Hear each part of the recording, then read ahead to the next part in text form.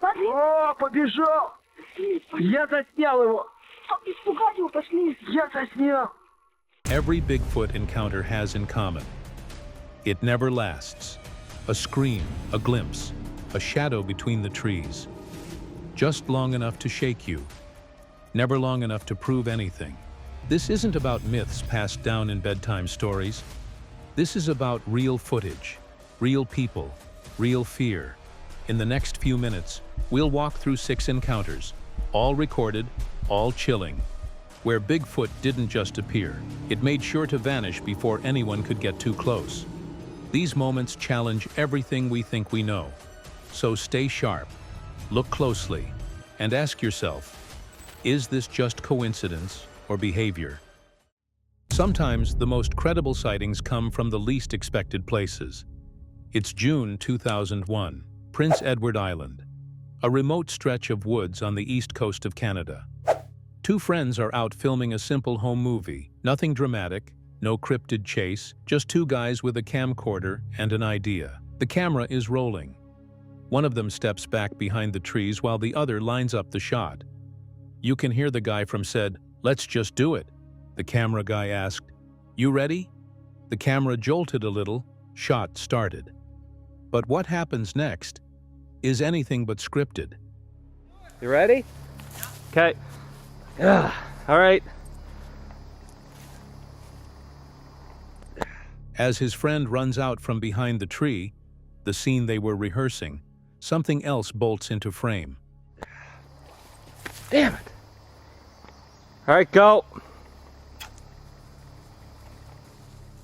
From the tree line behind him, a large, black, fur-covered figure suddenly charges into view, crossing the clearing at incredible speed before disappearing into the woods. It's fast, it's powerful, and it's on 2 feet. You can hear the gasp. The camera jolts. The friend stops mid-run. The man filming shouts. They both saw it, clearly, no mistaking it.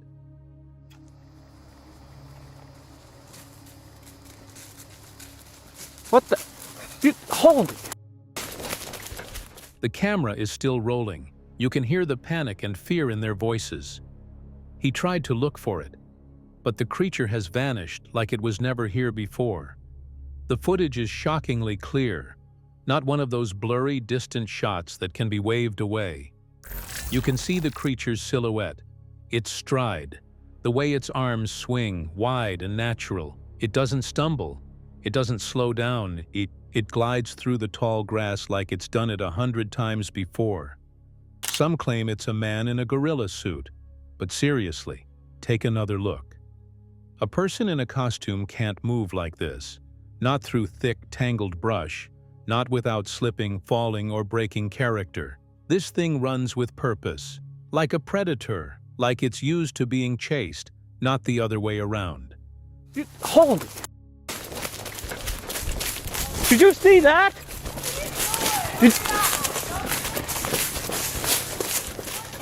What's even more disturbing is how quickly it appears and vanishes. From the moment it enters the frame to the moment it disappears into the opposite tree line. Less than 7 seconds. Gone. Like it was never there. No second chances, no slow-motion replay, just raw footage and shaking voices. And that brings us to the question, why does Bigfoot always disappear before anyone gets too close? Why are these moments so brief, so frustratingly incomplete? Was this a warning? A mistake? Or did the creature simply know it had only moments before it was seen?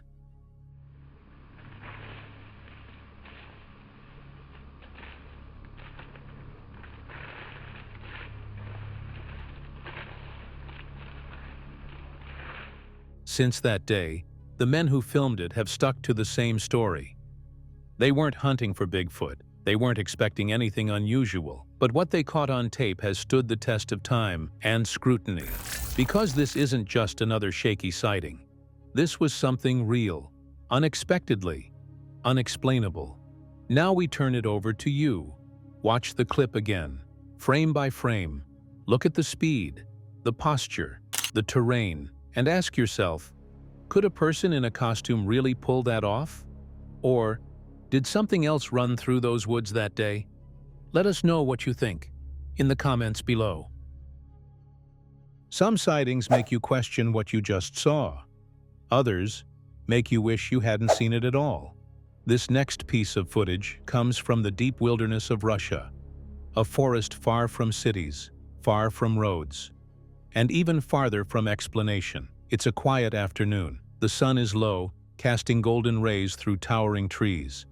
The setting is almost peaceful. Broken branches scatter the ground, birds chirp faintly in the distance. A boy in a tracksuit stands beside a man holding a camera. They speak casually in Russian, probably just exploring or vlogging. As the man pans the camera left, then right, nothing seems out of the ordinary, but what's captured next doesn't belong in this peaceful setting. Я боюсь. Вон, смотри. Он ветки шевелит, по-моему. Я ничего не... О, вон, передвигается. Чучело. Смотри, ветки. Out of nowhere, something massive bolts through the trees in the distance. A dark, towering figure with impossibly long arms and inhuman speed. It moves in a flash, too fast for comfort, yet not fast enough to go unnoticed. The two freeze. Their calm turns instantly to chaos. They yell in Russian, words lost in panic. The boy pointing at the direction where that beast went. The silence of the woods is broken by pure fear. What we see is quick, but undeniable.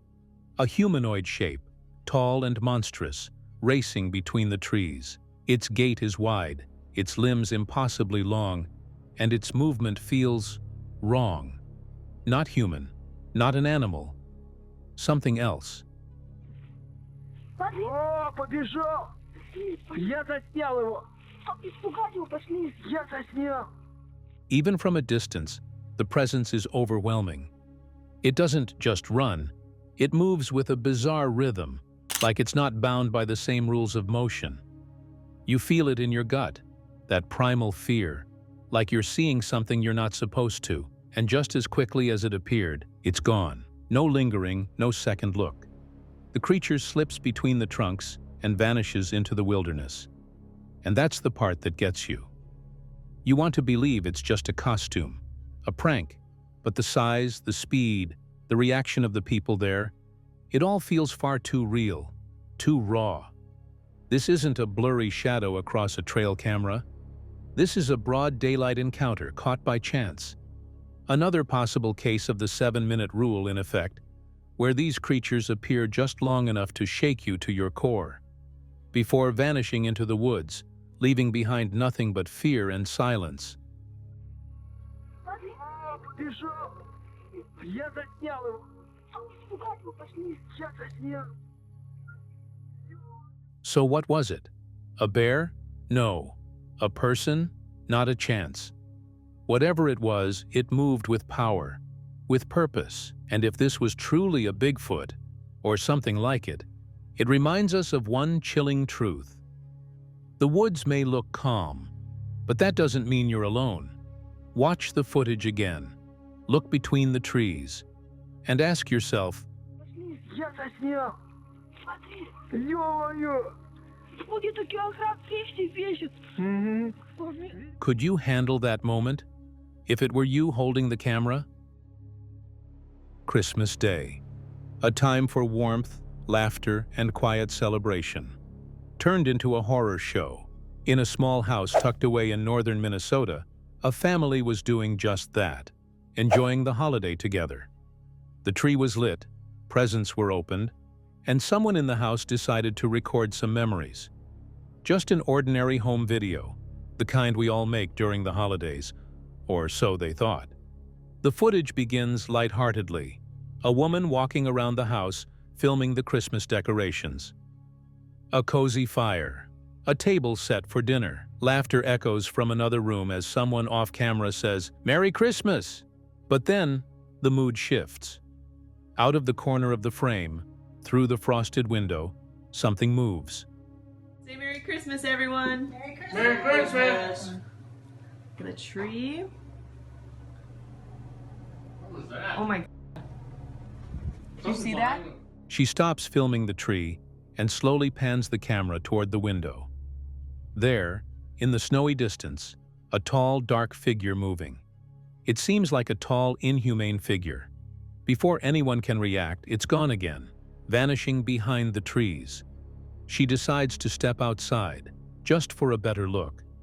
But what she captures next will leave viewers frozen. No way. That can't be. What the? As the camera rolls, the family dog suddenly bolts across the yard, barking wildly. It charges toward the trees, toward where the figure vanished, and then it stops. Its bark changes.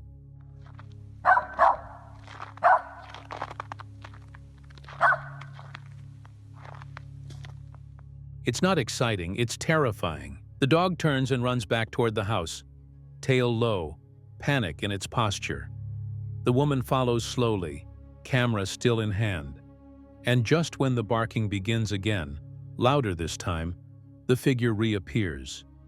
It's back, running, through the trees, upright, covered in what looks like thick, dark fur. The stride is wide, too wide for a human. The figure moves smoothly over snow-covered ground, as if it's done it 1,000 times. She doesn't get too close, but she hears it. Heavy breathing, cracking branches. The dog won't stop barking, not out of curiosity. Yeah, it is. Riff! Come on, Riff! But pure fear. The camera zooms in as much as it can. The figure is still at a distance, but closer now, clearer. This isn't a neighbor. It's not a prank. And it's definitely not a bear. Whatever it is, it doesn't belong here. We're real scared of them. Raph! Was this some elaborate hoax? A man in a suit? Maybe. But here's the thing. Dogs don't lie. The fear in that animal, its retreat, its refusal to reapproach, tells a different story. One that chills deeper than the Minnesota snow. So what was it that wandered into the edge of that family's Christmas? A coincidence? A legend in motion? Or just maybe, a reminder that the forest doesn't rest, even on Christmas Day? Oh my.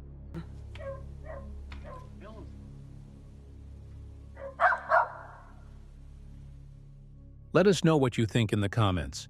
Because one thing is certain, something was out there, and it wasn't bringing gifts. Some encounters announce themselves with a sound.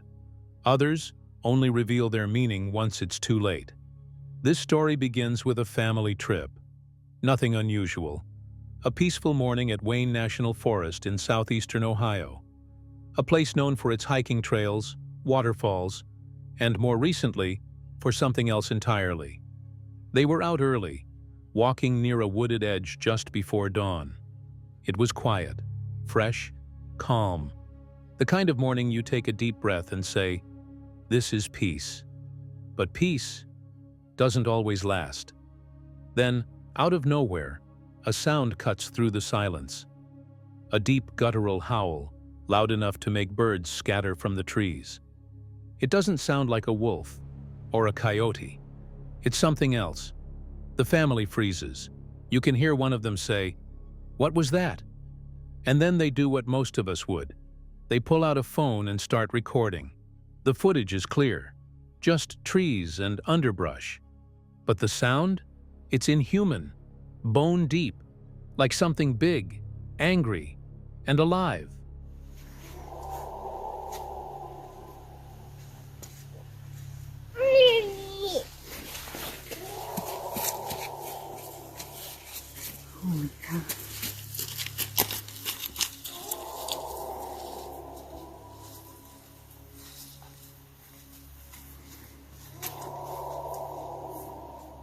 The howling continues.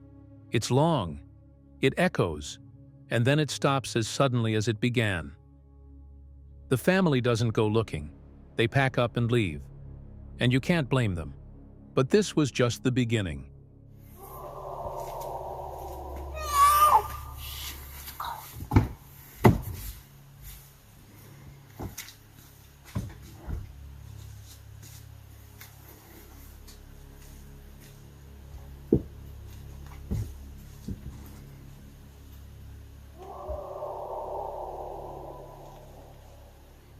A few days later, same forest, different group. A small group of friends head out to explore Wayne National Forest. Their goal? A hidden waterfall deep in the woods. They find it, cascading water, cool air, slippery rock, and start filming. They don't know it yet, but something is watching them. They're standing at the base of a rocky cave floor, facing the waterfall. The camera pans across the water, catching the way it dances over stone. But far in the background, on a ridge just above them, something moves.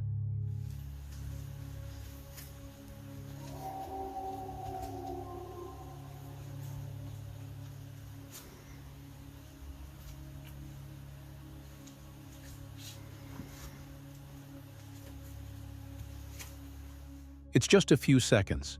A tall, dark figure walking upright, covered in fur, broad-shouldered, silent. It passes between two trees, and then it's gone. At the time, they didn't notice it.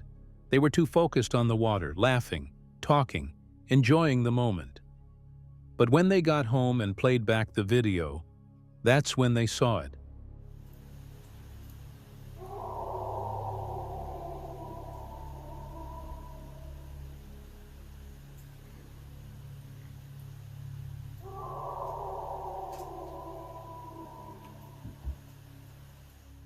He zooms in on the figure.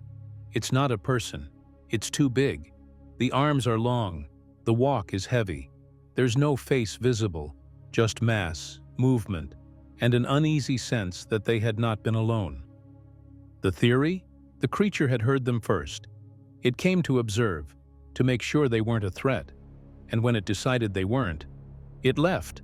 But why show itself at all? Why cross the ridge in plain sight? Unless it wanted to be seen, but only for a moment, just long enough to leave them wondering.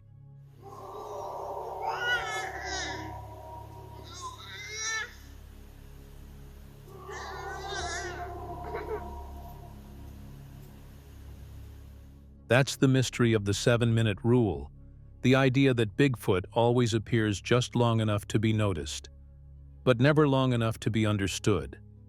You don't chase it. It lets you see what it wants you to see. And then, it's gone. No tracks, no trail. Just a silent memory, burned into footage that wasn't even meant to catch it. This wasn't a group of cryptid hunters. These were hikers, a family. Regular people with cameras and good intentions. So what are we left with? A horrifying howl, a vanishing figure, and a growing suspicion that something is living out there, not far from where people walk every day. Was the howler and the watcher the same creature?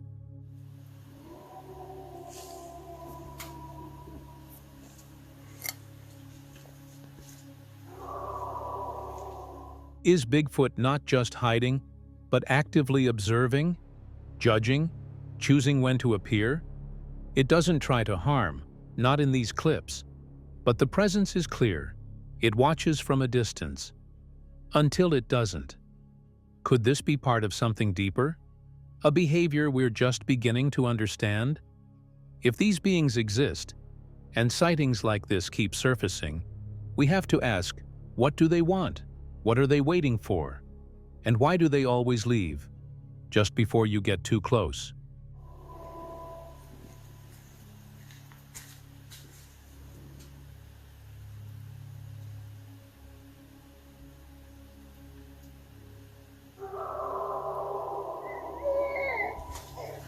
As for the family who heard the howls, they haven't gone back to Wayne National Forest since. And the group that filmed the figure? They say they'll return, but this time they'll be watching the ridge. Let us know what you think in the comments. Was it just a coincidence? Or is something ancient still walking these woods? Because if it is, it's watching us, and it doesn't like being seen.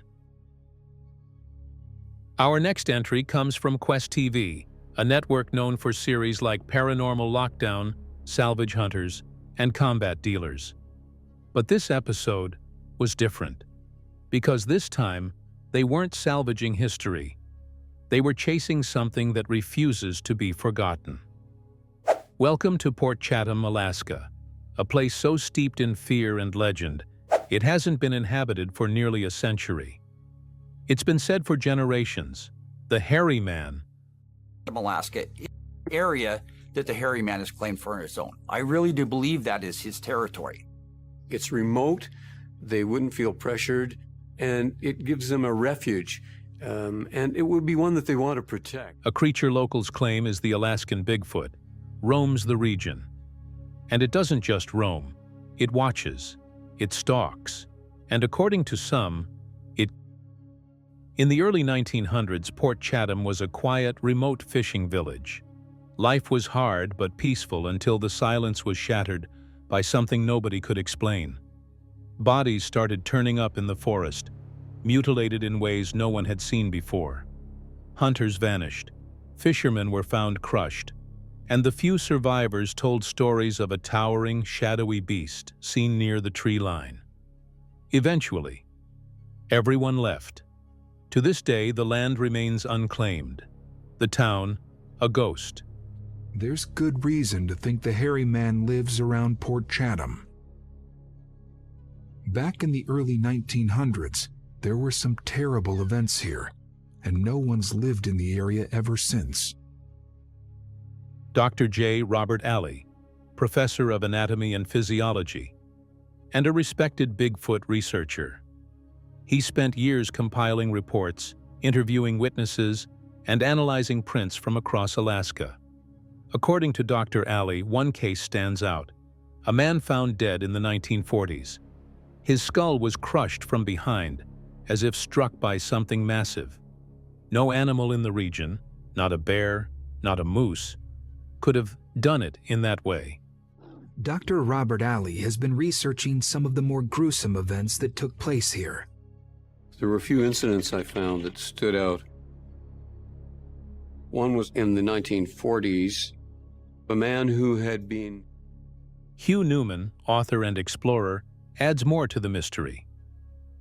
He says structures in the area were found shifted, as if lifted and moved, by something with strength no human could replicate. People simply vanished, and soon after, the entire population evacuated Port Chatham without a word.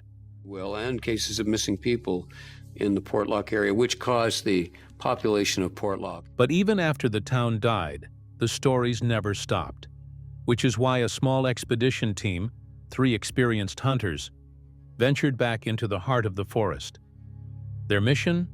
To find proof, tracks, hair, a sighting, anything that could confirm that the hairy man wasn't just a myth, it was a gamble. And at first, nothing responded, until they reviewed the footage. Because you just pointed it out to me. After a tense wait in the abandoned cabin, the 3 hunters decide to go in search of whatever it was they heard moving around outside. As we come over the ridge, just seen a water hole here. All the animals will come to that. That's where the game trails lead. The trail cam footage was difficult to analyze. Blurry, shadowed, something large moving just out of focus. Too quick, too silent. And then came something clearer. One of the team members, Adam, was stationed on a deck near the shoreline. It was just after midday when he heard something, a distant crack, like something heavy shifting through the brush. Adam gave his best vocal call, mimicking what locals call the hairy man yell. And soon, they come across some massive tracks. Guys, we've got some fresh tracks down here. Looks like a large animal, but they're freshly compacted, so something came through here very recently. Yeah, the grass is compacted. Moments later, he felt something was watching him. He grabbed his infrared camera, and what he captured next has haunted him ever since.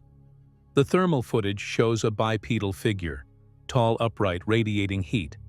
It walks slowly, deliberately behind the tree line. The arms swing. The silhouette is unmistakable. This wasn't a bear, and it wasn't a person. The stride was too long. The posture is unnatural. The size? Unthinkable. And then, it stopped. It turned, so just slightly, like it knew it was being watched. Then, in seconds, it faded into the trees. Back on the boat, the team sit down to review the trail camera footage.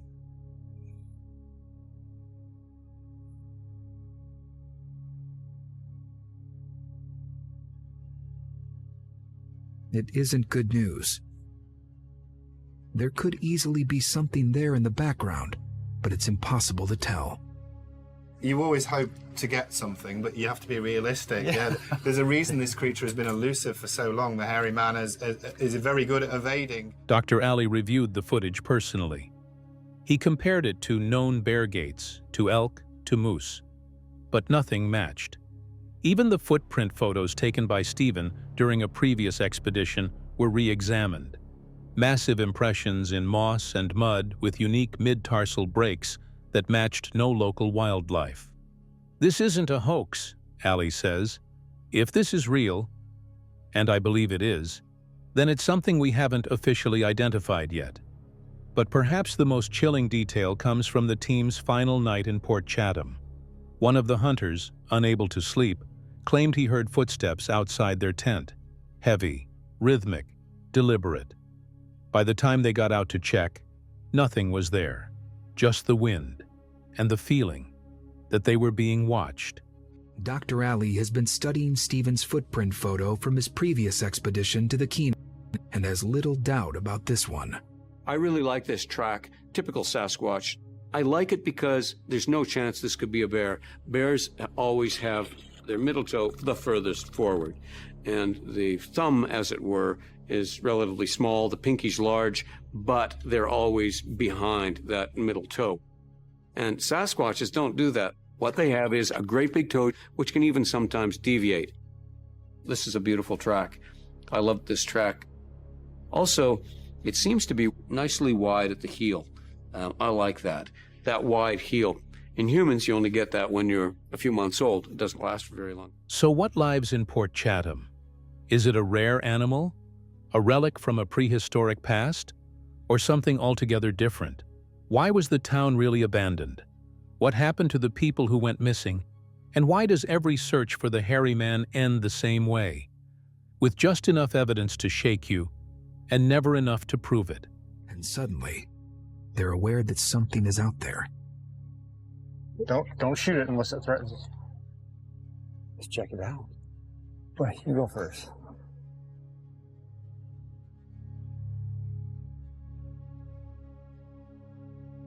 And right, dude, it just peeked out of the tree right there. I see it. It's right at your 12. Damn! Adam tries to draw whatever it is to them using his hairy man call.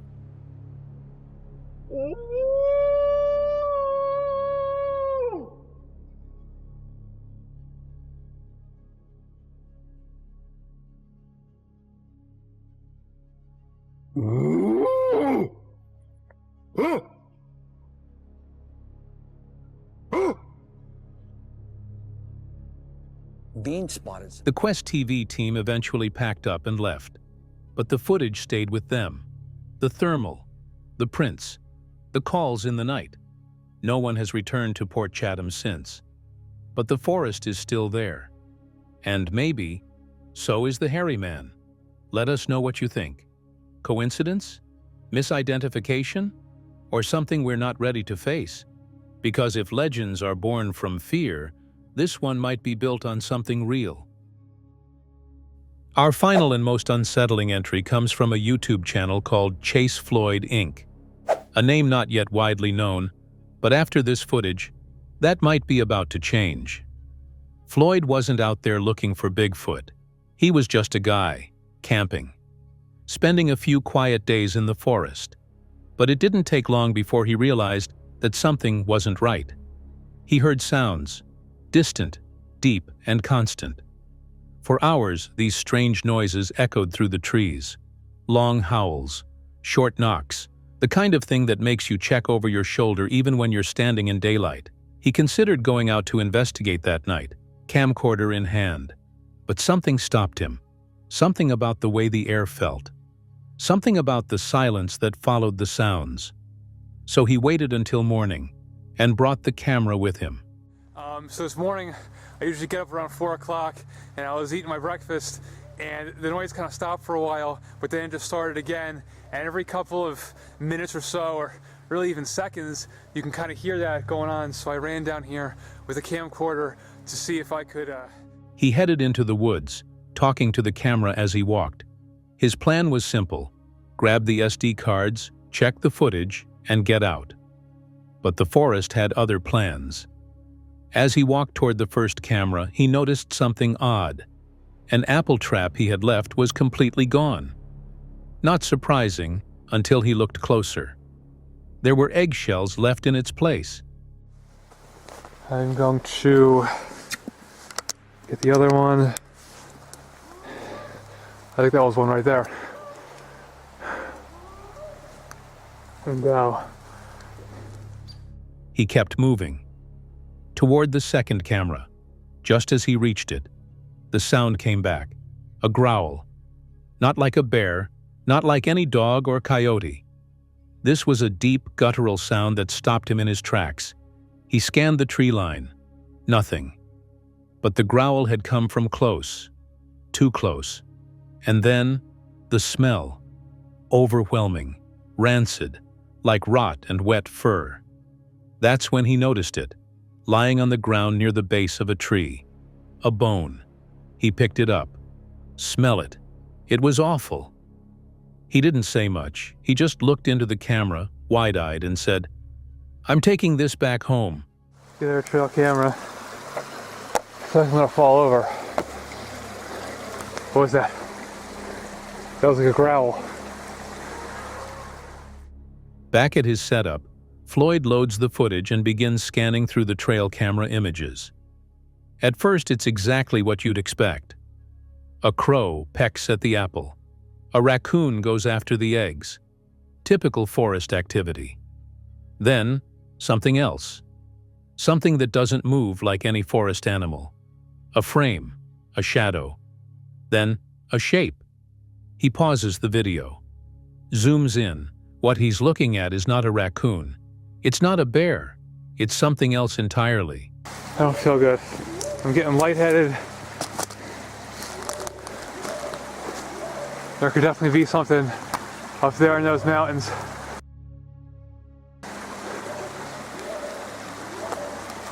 Okay, so I'm getting out of here. The figure is humanoid, clearly bipedal. It's large. Its outline is covered in shaggy, matted hair. And most disturbing of all, it's facing the camera. Its face, half lit by moonlight, seems alert, aware. And its hands? Long clawed fingers hang at its sides. Not paws, not hooves, hands. Floyd leans in and says what we're all thinking. That's not normal. I'm getting out of here. I don't feel good. Feeling kind of lightheaded. But this was today's Name That Species. And I don't know what else to say. He shows the image again, zoomed it, enhances it. Each time, the figure becomes clearer, more real, more undeniable. We're not looking at a smudge or a misidentified bear. There's something in these woods. And it's not a bear, it's not a coyote. I don't know what it is. This raises the same question we keep returning to. Why are these creatures, if they exist, always one step ahead? Why do we only see just enough to believe, but never enough to confirm? Floyd never saw the creature again. Not in person, not on camera.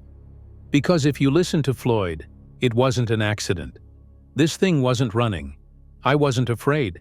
It was curious, watching, waiting, leaving behind just enough. Just enough to remind you are not alone in the woods. So what do you think? Costume?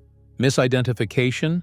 Or something much harder to explain? And like so many others before him, he only had minutes. A moment. A decision. To look or to run. And now that we've seen it, the face, the figure, the clawed hands, would you go back for a second look? Or would you take the SD card and get out too? some forests speak in whispers, others in silence. But somewhere in the dense backwoods of southern Ontario, the trees hold their breath.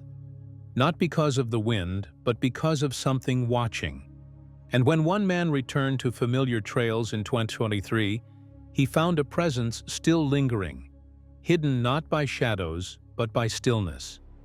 This is the ongoing journey of one of Ontario's longest-standing Sasquatch trackers, a record that began in 1996, when early sightings set a lifelong pursuit into motion. Known across the community for raw, unpolished encounters and boots-on-the-ground honesty, when I first watched this, I was like, oh, ow, that's gotta be a person watching me. And no, it's not a person. It doesn't have eyebrows or anything like that. his name is whispered in forums and called out in comment sections. But here, he needs no introduction, because here, the forest already knows him. On a calm morning in late spring 2023, he returned to one of his usual haunts. The leaves had come in thick. Growth had swallowed the forest floor whole. From the outside, it looked quiet, uneventful, but the forest has a way of pretending. With a camera in hand, he recorded his walk, as he often does, narrating softly, observing subtle signs, nothing out of the ordinary. Yet days later, his audience saw what he did not. I'm kind of thinking I was a little further up here. I watched the video and I was like, I know where that is. I'm not sure if this is the spot. Just take my word for it. It is right in here. I was somewhere within 10 feet of this spot when I recorded that. Watch yourself. Behind a veil of green, something seems to shift. A shadowed face, too symmetrical to be pareidolia, lingers just beyond the leafy curtain. It doesn't move, it doesn't blink, but it watches. Viewers flooded the comments with timestamps, pausing and zooming, drawing outlines around what could only be described as a figure. It's definitely looking right at me. It has reddish colored hair, beige face. You can see his you can see his eyelids, you can see his eyes. Tall, upright, and unmistakably humanoid. Not a trick of light, not a swaying branch, something with intention. He returned to the spot, retracing every step. Where he had walked, where he had stood, and where the watcher had been. The foliage was dense. Low-lying undergrowth created a natural screen, difficult to see into, impossible to see out of. And when he found it, the spot, it became clear. Whoever or whatever had been watching stood nearly 2 feet below his elevation. Yet, in the video, its gaze met his. Level and unwavering. That meant only one thing. Okay, anyway, I'm going to include that video that I was sent by a viewer. And you can just kind of make your own mind up. I think it's pretty persuasive footage. Observe carefully. The camera's angle aligns perfectly with where the figure's face had been, which means it was tall. Much taller than the average person. And it never made a sound. There were no broken branches, no smell, no prints, no sounds of movement after the fact. That's what makes it stranger, because those who know these forests best know that silence is not the absence of life. It is the presence of something cautious, something that's been watching humans far longer than we've watched it. Despite a season with little overt activity, fewer wood knocks, no recorded howls, and minimal sign, something had still been there. It waited. It timed its appearance so precisely it was almost invisible. Almost. That is the paradox of the Sasquatch. When you're looking, it's not there. When you're unaware, it watches.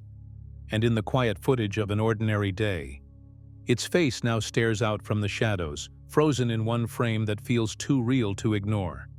It gives me a kind of an uneasy feeling when I see how close I have been to something and not seeing it, and it's obviously watching me. Witness the moment, He steps into the area where the figure once stood. The foliage parts slightly as he passes through. From that point of view, the terrain explains the concealment. The ground dips just enough to hide something 8 feet tall, unless you were looking for it. If you've ever felt the woods go quiet too quickly, if you've ever sensed eyes where no eyes should be, you may have been watched too. What do you think that face behind the leaves really was? Could it have been a curious animal or something else altogether? Leave your thoughts in the comments, and if you've seen something similar in your footage, don't ignore it. Sometimes the most honest encounters are the ones you didn't mean to capture. And if you haven't subscribed yet, follow the search. Because in these forests, the watchers are real, and they don't always wait to be seen. Yeah, I was already out here once and filmed at the bottom of the ravine thinking that's where it was. So I didn't watch the video. I was like, oh, I know exactly where to look. Gotta get moving. There's a lot of bugs. So check out the video, see what you think, leave a message, and we'll take it from there. Don't blink, or you'll miss it. In the still heat of a Queensland afternoon, an eyewitness claimed to see something that shouldn't exist. Something that leapt from a tree like a shadow breaking loose from the branches. Thousands of miles away, in the dense temperate forests of the Pacific Northwest, a camera captured nearly the same thing. A dark figure diving through the treetops with acrobatic force, vanishing before the mind could catch up to the eyes. What ties them together is a chilling common thread. A species too fast, too quiet, and far too real for the world to ignore much longer. It had its back toward me the entire time, a mere 20 seconds tops. It was only 5 feet tall. I'm 5'9" and built like a brick house. I was amazed how fast it went up into the mulga, and also how sheeny and clean its fur or hair seemed, considering the wilderness it calls home. To witness what the Rocky Mountain Sasquatch organization calls lightning in motion, a Yahoi launching from a tree in Australia's wilderness. The witness, Matthew Taylor, was stunned not just by the creature's velocity, but by its astonishing form. A compact black-furred being with conical head, shoulderless frame, and enormous flipper-like feet. It was like lightning, he wrote, still grasping the physics of what he'd seen. Jet black, shiny fur. I swear on my grand's grave, nothing added, nothing omitted. It was like lightning moving away uphill into the dense bush, as if there were no trees, bushes, or scrub even there. It was jet black, shiny fur hair from conical, small, shoulderless head to large, flipper feet toes. Its soles of its feet were like cement mix powder or dry concrete pre-sand, gravel, and water. This wasn't an echo of a past sighting. It was a fresh imprint on the growing story of an ancient presence hidden in plain sight. As the Rocky Mountain Sasquatch voiceover transitions, it leads viewers straight into the Pacific Northwest, where a Snapchat video, seemingly random, caught something eerily similar. A woman clearing trees with heavy machinery unknowingly filmed a fleeting figure launching itself from high in the canopy. Only on review did she realize what she had captured. The creature appears to descend with uncanny grace, using its arms and legs in a controlled, gymnastic fall. Branches are grasped mid-air. Momentum is redirected. Then it's gone. What's remarkable isn't just the acrobatics, but the precision, calculated descent, directional momentum, total command of body movement. As the footage plays again in slow motion, it reveals the intricacy behind the blur. The creature uses branches not just to slow its fall, but to launch into a second trajectory. It glides, not like a falling body, but like a practiced arboreal hunter moving between trees with biological ease. Arms stretch outward, back leg folds at a precise angle, and in midair, the figure turns, swinging out to disappear into thick undergrowth. Watch yourself as the video is broken down frame by frame. I'm talking about controlled descent. It is propelling itself towards the ground by grabbing branches or the trunk of the tree. It may have also landed on this branch with its feet. It's controlling its descent from 2 points right here, grabbing a hold of the branch or the trunk and its feet on this other branch. The narrator explains how the descent isn't chaotic. It's engineered. Each limb is used as a tool, each muscle calculated. The creature seems to momentarily float, like a gymnast mid-vault, its control astonishing for something that shouldn't be there at all. For some, it suggests an incredibly elusive primate. For others, it's confirmation of something older, smarter, and already adapted to this world's harshest corners. But this isn't just a tale of North American forests or Australian scrubland. These encounters link something deeper, shared behaviors that span continents. The Yahoi in Queensland and the Sasquatch of North America aren't just similar in myth or appearance. They're near identical in action. Both are described as shoulderless, cone-headed, muscular, and covered in sleek fur. Both have been seen to leap from trees and vanish into terrain that would trip any human. And both continue to be documented, though rarely understood. One photo from North Queensland, taken near the Aboriginal community of Yaba, shows a large humanoid footprint pressed into the dirt, its scale revealed by a common flip-flop placed beside it. The photo, dated December 2023, was captured during the Southern Hemisphere's summer. Just a few months prior, in the same region, Larry posts the following image and writes on RMSO Media, North Queensland, Australia, near the Aboriginal community of Yarra. Another report described a sighting of a black, fast-moving Yahoi that vanished into the mulga scrub in seconds. These communities, steeped in generations of oral history, have long accepted what modern science avoids. These beings are not fantasy, they're residents, as images surface of other alleged Yowie tracks across Queensland. In one case from 2004, a distinct footprint was measured and catalogued by YowieHunters.com, showing anatomical features impossible to fake.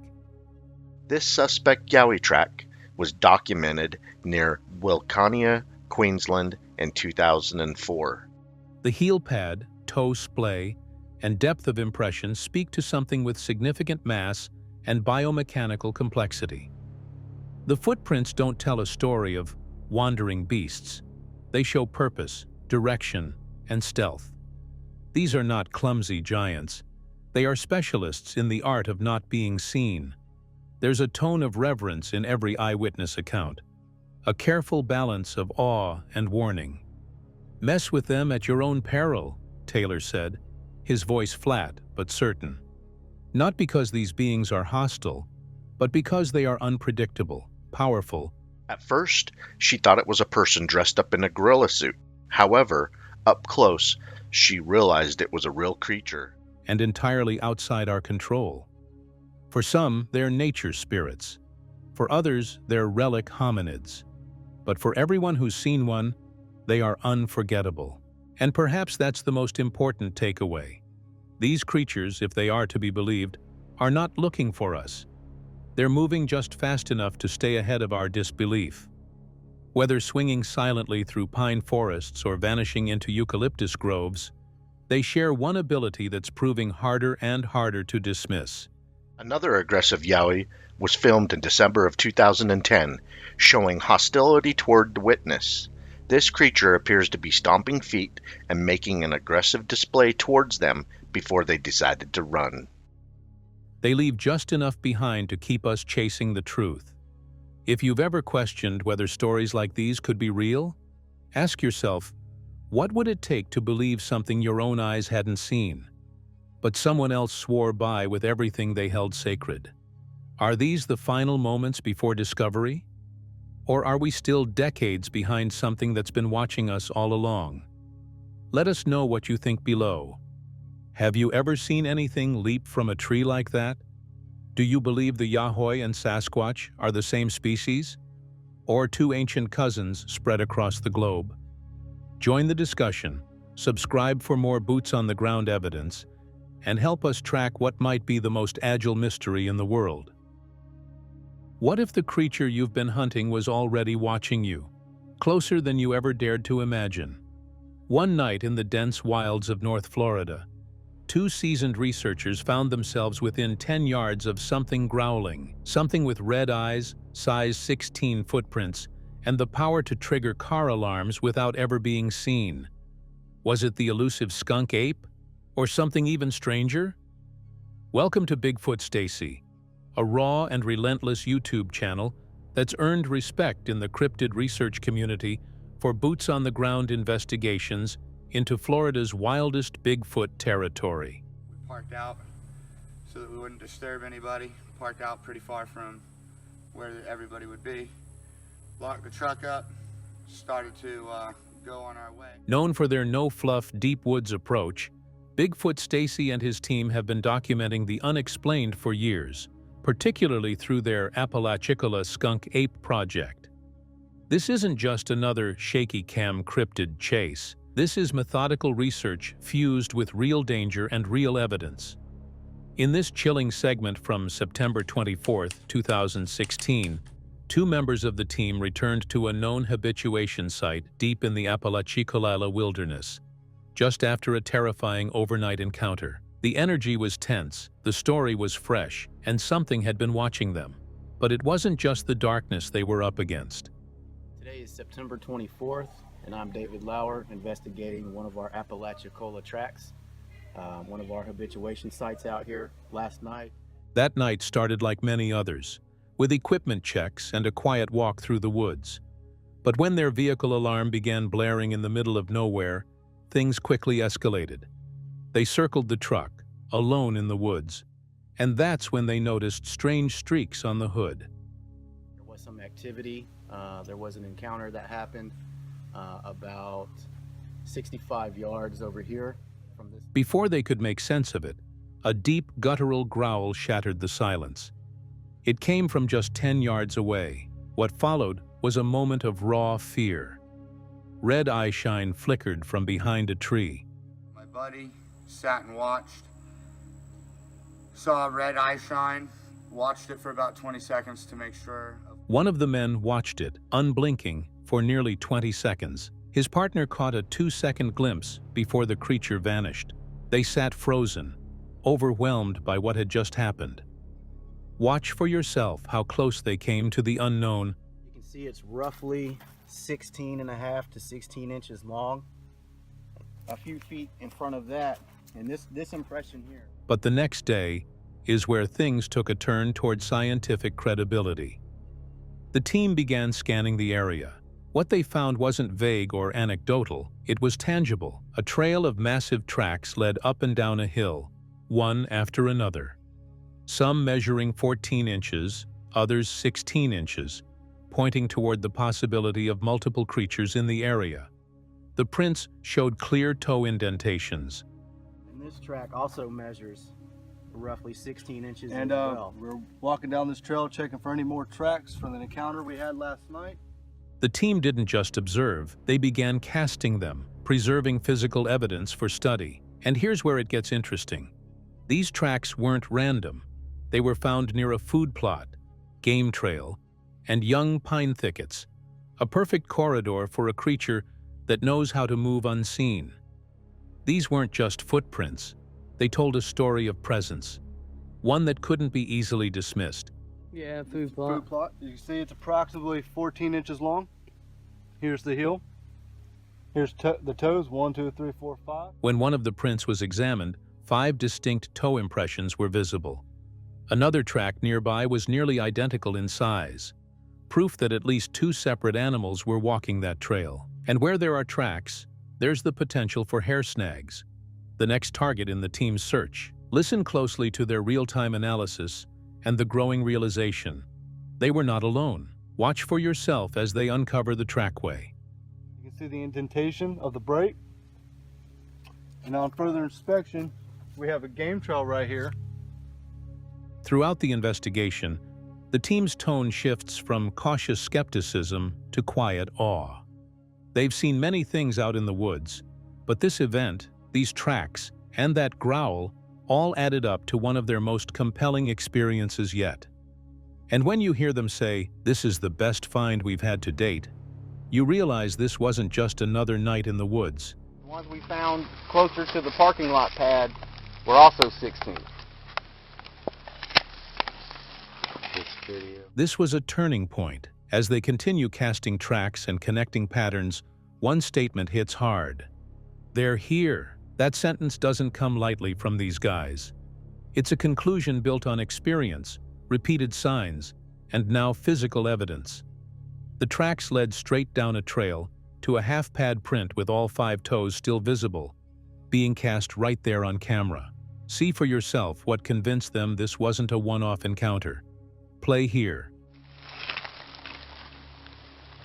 Yes, sir, we're at our habituation site, September 24th, Apalachicola Track. So, here's the question. Are these just legends? Or are we finally getting closer to understanding a creature that's been slipping through human fingers for centuries? Let us know in the comments. Do you think the Apalachicola skunk ape is real?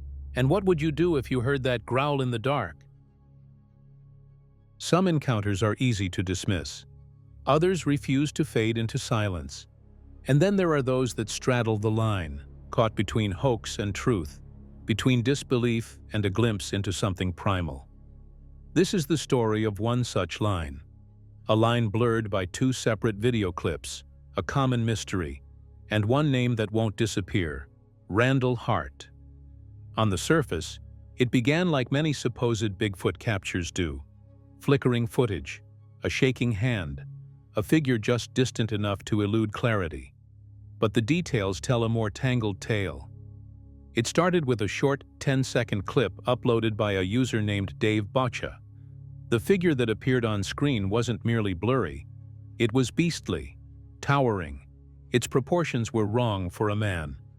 The arms hung low, unnaturally so. The gait was slow and weighty, but coordinated in a way that didn't mimic human movement. The creature didn't turn to the camera. It didn't posture. It simply walked, with a chilling nonchalance.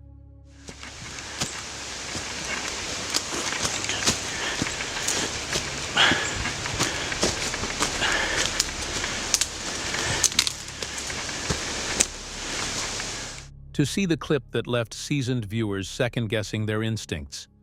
At first glance, it seemed like another potential win for believers.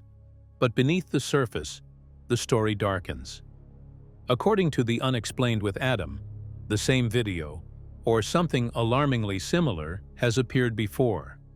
Only this time, it wasn't under the alias Dave Boccia, but rather under the name Randall Hart, a figure long accused of staging cryptid hoaxes. And now, this channel claims Hart is using false identities to repurpose old content, stoke belief, and cloud the waters of genuine research. But then comes the twist. The second clip in question, allegedly featuring Randall Hart's Bigfoot holding a chicken in its massive hand, refuses to be easily dismissed. The same questions emerge. Could it really be a man in costume? The scale is off. The arm length, again, matches no ordinary person. And the motion, the slow, deliberate rise of the creature's shoulders, the flex in its knee joint as it steps, is strangely fluid.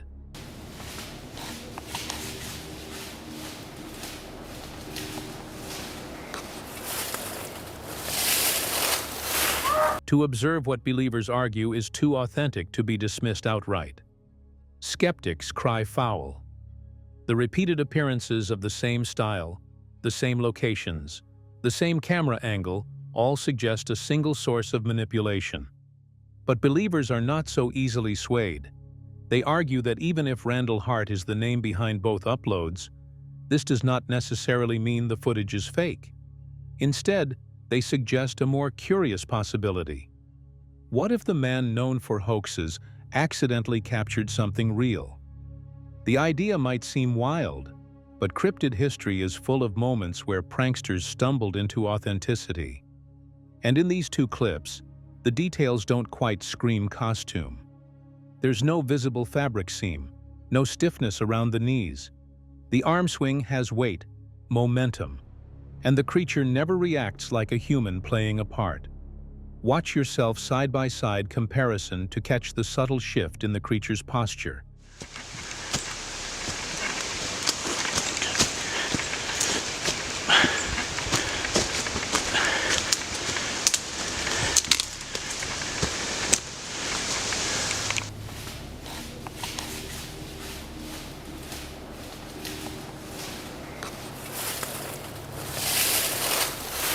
Something a performer would almost certainly overplay, not underplay. This, perhaps, is what makes these clips so unsettling. Not their quality, but their restraint. The creature never turns toward the lens, never acknowledges the presence of the camera, and most notably, never offers the kind of exaggerated motion typical of a fake. So could these two clips, from Dave Boccia and Randall Hart, have originated from the same person? Absolutely. The visual language is too similar. The environment, lighting, and even the figure's pacing all echo each other. But does that shared origin automatically prove a hoax?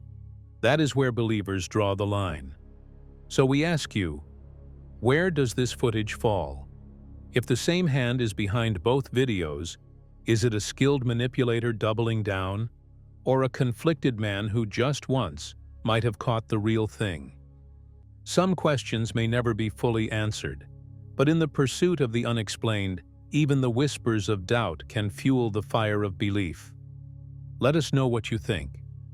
Do the long arms and fluid motion seem too perfect to fake? Is Randall Hart fooling us again, or did he finally see what others only chase in dreams? Drop your thoughts in the comments below, and more importantly, tell us, which cryptid encounter should we investigate next? Is it the Mothman's return, the Texas Goat Man, or something hiding in your own backyard? Skeptics can debate, but the footage speaks for itself. As investigators dissect every frame, one question grows louder. What else is out there, just beyond the tree line? Stay curious, stay skeptical, but never stop watching. Subscribe now and join